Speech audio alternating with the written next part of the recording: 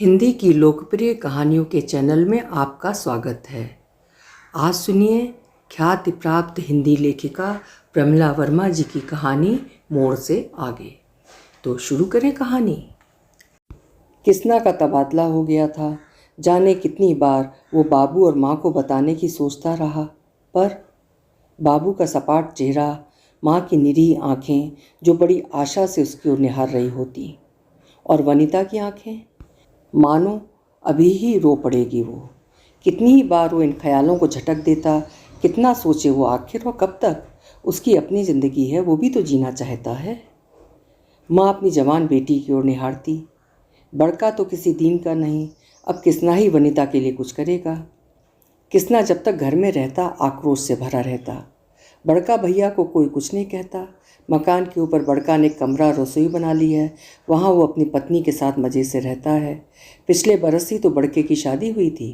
कहता था, माँ मेरी शादी वहाँ कर दो, बरिच्छा और तिलक में आए रुपए वनिता की शादी के लिए तुम्हारे पास जमा कर दूँगा, और रुपए इधर उधर से उधार ले लूँगा, थोड़ा दफ्तर से उठा लूँगा और वनिता की शादी कर देंगे।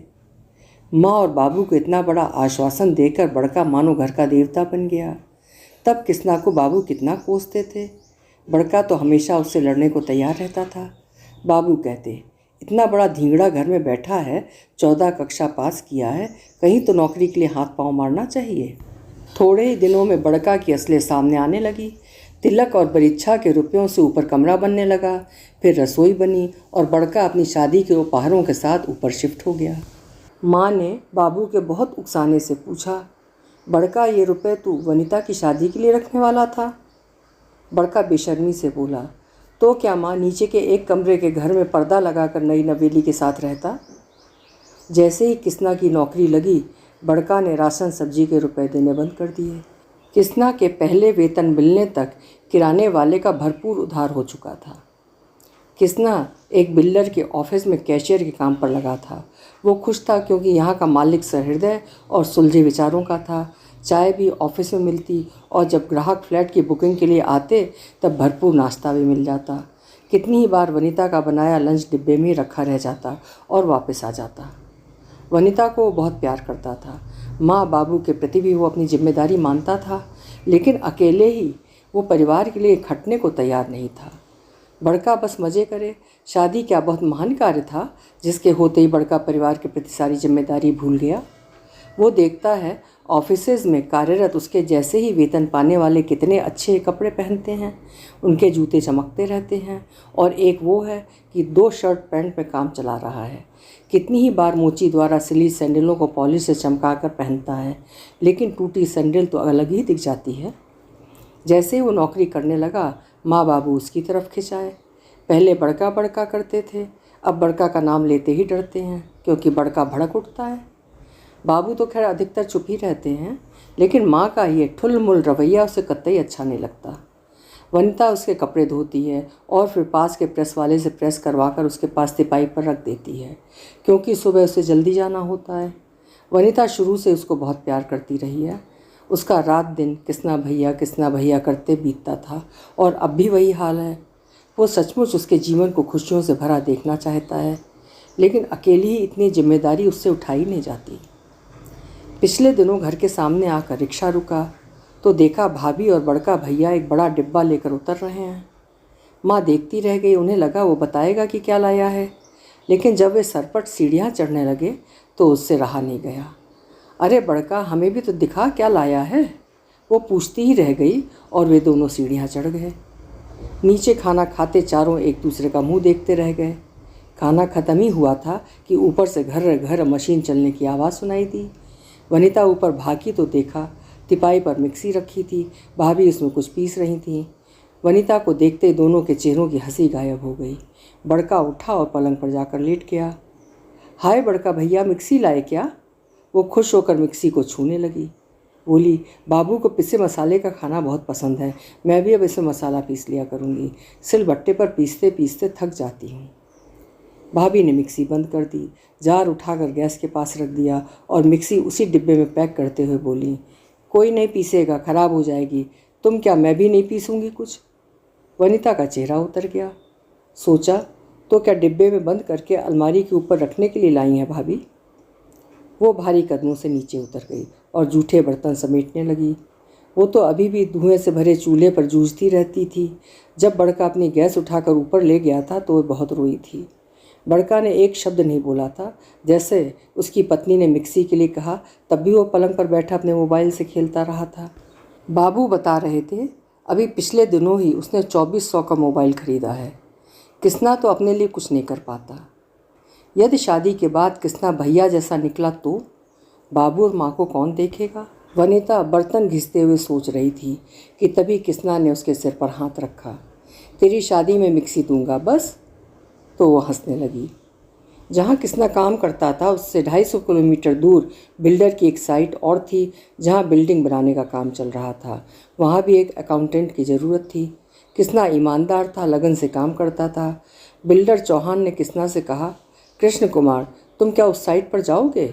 वहाँ रहना खाना फ्री होगा और ऊपर से यहाँ से 1000 ज़्यादा वेतन भी पाओगे। किसना सहर्ष तैयार हो गया। बिल्डर जानता था कि किसी अन्य अकाउंटेंट को रखने से अच्छा है 1000 किसना का वेतन बढ़ाना, क्योंकि तो भी नए अकाउंटेंट के वेतन से आधा ही किसना को देना पड़ेगा। किसना सहर्ष तैयार हो गया। उसने मुक्ति की सांस ली। परिवार की जिम्मेदारियों का बोझ ढोते ढोते वो भी थक गया था। बाबू अपना खोए मतलब मावा का धंधा फिर शुरू कर देंगे। थोड़े रुपए वो हर महीने दे दिया करेगा। ऊपर से दूसरे चौथे शनिवार रविवार छुट्टी मिलेगी तो यहाँ आ जाया करेगा।